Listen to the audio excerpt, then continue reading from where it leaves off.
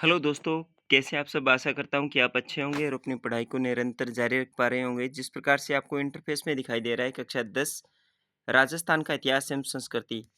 ये आरबीएससी की 10th class की एक पाठ्य पुस्तक है, जो हमारे शिक्षा विभाग के पाठ्यक्रम में लगती है और ये इतनी मोस्ट इम्पोर्टेंट पाठ्य पुस्तक है प्रतियोगी परीक्षाओं के लिए। इससे संबंधित कंटेंट आपके एग्ज़ाम में देखने को मिलते हैं। पिछले कई सालों के एग्ज़ाम में जो डीपली प्रश्न बन के आते हैं और लाइन टू लाइन यहाँ से आरपीएससी और कर्मचारी चयन बोर्ड इस पाठ्य पुस्तक से प्रश्न उठा रहा है।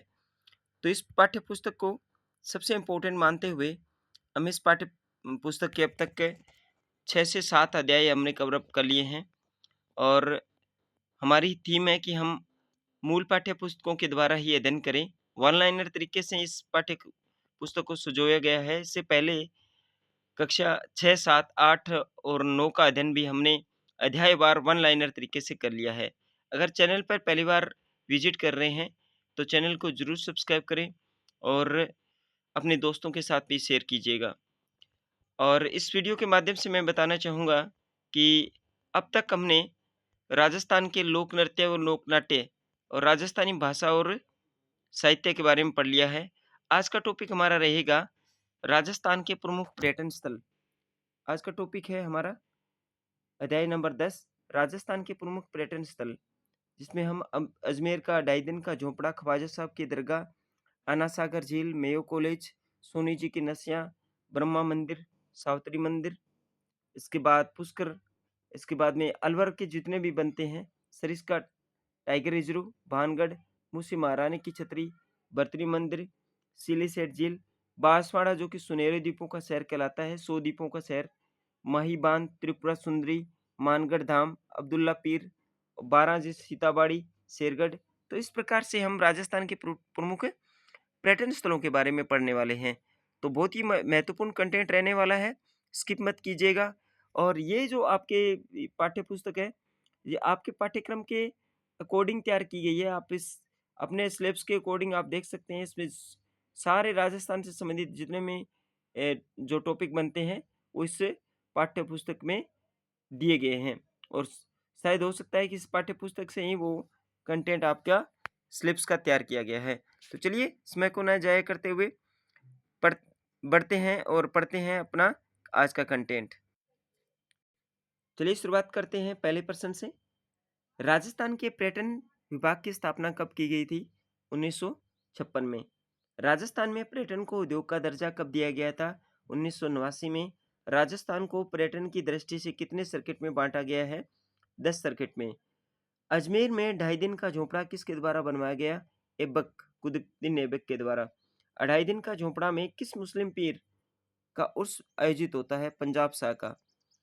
और 7वां प्रश्न है, ख्वाजा मोइनुद्दीन चिश्ती की दरगाह में कितने मुख्य द्वार है? 3 द्वार है।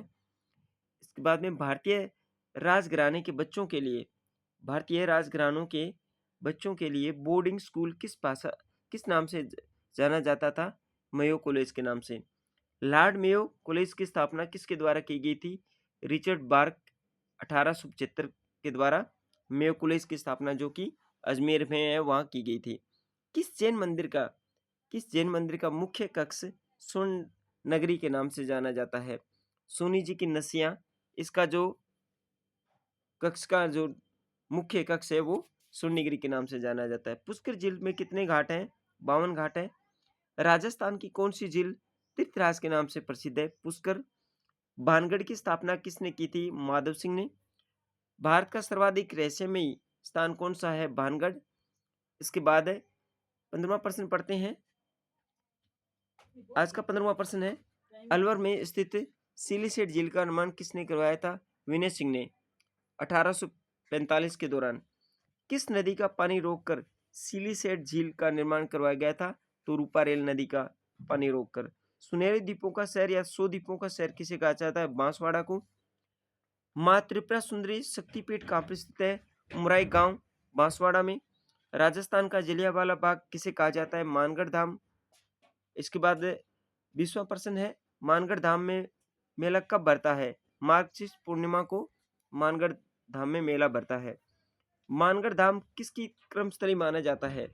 मानगढ़ धाम गोविंद गुरु की क्रमस्थली माना जाता है। सीताबाड़ी मेले का आयोजन कहाँ पर होता है? बारह में। बारह में स्थित शेरगढ़ किले का मूल नाम क्या था? कोसवर्धन। राजस्थान का मिनी खजुराहो किसे कहा जाता है? रामगढ़ का बंडेवरा मंदिर राजस्थान का मिनी खजुराहो कहा जाता है। इसके बाद किराड़ू के मंदिरों में सबसे बड़ा मंदिर कौन सा है? सोमेश्वर महादेव का मंदिर। राजस्थान की कौन सी देवी बुहासा के नाम से जानी जाती है? रानी भटियाणी को बुहासा का नाम से कहा जाता है। इसके बाद में 27वां प्रश्न आज का, रानी भटियाणी किसकी आराध्य देवी है? डोली जाति की। राजस्थान की कौन सी देवी पाकिस्तान में भी पूज्य है? रानी भटियाणी। केवलादेव घना राष्ट्रीय उद्यान कहाँ है? भरतपुर में। सरिस्का टाइगर रिजर्व कहाँ पर है? अलवर में। जवाहर बुर्ज और फतेह बुर्ज, ये दो बुर्ज हैं, जवाहर बुर्ज और फतेह बुर्ज किस किले में है? लोहागढ़ भरतपुर में। किस ब्रिटिश अधिकारी ने लोहागढ़ किले पर अधिकार किया था? लॉर्ड वेल्सले ने लोहागढ़ दुर्ग में पर अधिकार किया था। मेनाल जलप्रपात कहाँ पर स्थित है? भीलवाड़ा में। मानगढ़ का किला कहाँ पर स्थित है? भीलवाड़ा में। फूलडोल मेला कहाँ पर आयोजित किया जाता है? शाहपुरा भीलवाड़ा में। कुंड बावड़ियों का शहर किसे कहा जाता है? बूंदी को। 84 खम्भों की छतरी किसके द्वारा बनवाई गई थी? राव अनिरुद्ध के द्वारा। क्वीन स्टेपवेल रानी जी की बावड़ी जिसे कहा जाता है कहाँ पर स्थित है? बूंदी में। रानी जी के बावड़ी का निर्माण किसने करवाया था? रानी नाथावती ने। चित्तौड़गढ़ का किला किस नदी के संगम पर बना है? गंभीरी और बेंडेच नदी के संगम पर। विजय स्तंभ जिसके निर्माण में 8 साल का समय लगा का निर्माण शुरू कब हुआ था? 1440 में। इसके बाद में 42वां प्रश्न पढ़ते हैं आज का, कीर्तिस्तंभ कीर्तिस्तंभ की ऊंचाई कितनी है? 24.5 मीटर। 6 मंजिले कीर्तिस्तंभ का निर्माण, ये याद रखिएगा, 6 मंजिल है कीर्तिस्तंभ की। 6 मंजिल कीर्तिस्तंभ का निर्माण किसने करवाया था? जीजा बघेरवाल व उसके पुत्र पुण्य सिंह ने। यदि मुझे राजस्थान में एक जागीर की पेशकश की जाए तो मैं भैंसरोडगढ़ को चुनूंगा, ये कथन किसका है? कर्नल जेम्स टोड का। चांद बावड़ी कहाँ पर स्थित है? आबानेरी दौसा में। पर्यटन विभाग द्वारा दौसा में आबानेरी महोत्सव का आयोजन कब किया जाता है? सितंबर अक्टूबर माह में। हर्षद माता का मंदिर कहाँ पर स्थित है? दौसा में। देखिए हर्षद और हर्ष पर्वत अलग अलग है, तो थोड़ा सा कंफ्यूजन रखिएगा इसमें।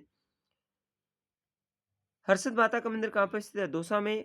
वन विहार पर्यावरण कहाँ पर स्थित है? धौलपुर में। मचकुंड तीर्थ कहाँ पर स्थित है? धौलपुर में। और डूंगरपुर के बनेश्वर मंदिर का निर्माण किसने करवाया था? तो वो करवाया था संत मावजी की बेटी जनकपुरी ने। आज हम इस टॉपिक में 50 क्वेश्चन ही लेते हैं। 51वां प्रश्न इसके पार्ट नंबर 2 में आएगा, तो आप इस वीडियो में बने रहिएगा। मिलते हैं नेक्स्ट वीडियो में, और चैनल पर पहली बार विजिट कर रहे हैं तो चैनल को जरूर जरूर सब्सक्राइब कीजिएगा। इसी थीम के साथ हम पढ़ रहे हैं मूल पाठ्य पुस्तकों को। आरबीएससी की जो मूल पाठ्य पुस्तकें हैं, अगर आप अपनी प्रतियोगी परीक्षाओं में अपनी पकड़ मजबूत करना चाहते हैं तो आपको कक्षा 6 से लेकर कक्षा 12 तक की जो राजस्थान पाठ्यक्रम में, स्कूली पाठ्यक्रम में जो पाठ्य पुस्तकें लगती हैं उनका सहारा लेना पड़ेगा, और उन्हीं के आधार पर आपकी नींव मजबूत हो सकती है।